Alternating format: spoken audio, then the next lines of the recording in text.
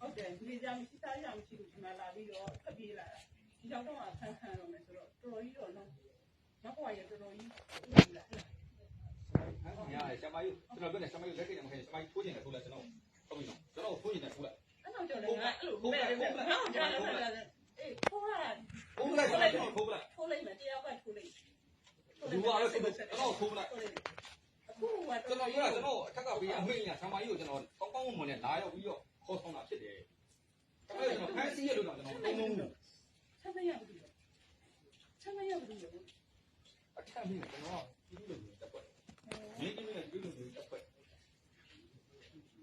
အဲ့တော့အေးဒီဒီတိုင်းလာတယ်ကွာဖြည့်ရှင်းလိုက်ဆရာမကြီးဘာမှတိုင်းဆရာမကြီးလုံးမန်နေဆိုလို့ရှိရင်ဆရာမကြီးမန်နေဆိုတော့ဆရာမကြီးကိုအတီးဖြတ်မှုနဲ့တော့ဆရာမကြီးပြန်ပြီးတော့တရားဆွဲလို့ရတယ်ဆွဲဘူးဆွဲဘူး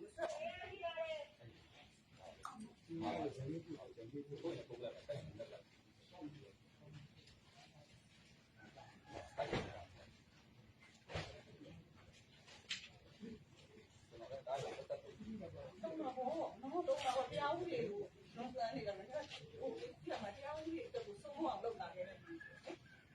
ဆုံးမအောင်လုပ်တာလေ။ခိုင်လိုက်ခဲ့ပါ။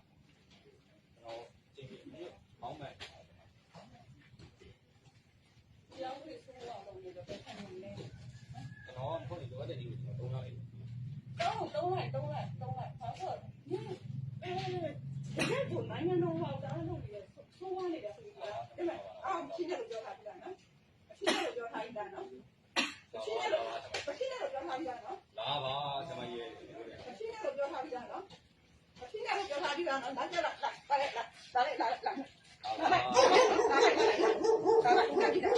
ဒီကဘာလဲပြောနေ။မေတ္တာရပ်ခံ။နော်မတိရဘူးမုံလုံးမို့။ဆရာမကြီးမေတ္တာရပ်ခံတယ်နော်။တော့မတိရတဲ့မုံမမတိဘူးများတော့မတိဘူး။ပြောနေနော်။ဆရာမကြီးအဲ့လိုပြောနေနော်။ရှင်းတယ်လို့ပြောနေနော်။ဆရာမကြီးကျွန်တော်အကောင်းမှလည်းပြောပြီးပါ။ကျင့်ထုံးဥပဒေနဲ့ဆရာမကြီးဒီလိုကျင့်ထုံးဥပဒေနဲ့တွားပါလို့လေ။မတိခါအောင်အောက်ပတ်ခိုင်းတယ်။ကျွန်တော်ဒီလိုအေးရကျွန်တော်လာမပြောနဲ့။ကျွန်တော်ပြောတယ်အမှုကျွန်တော်ပြောနေတာ။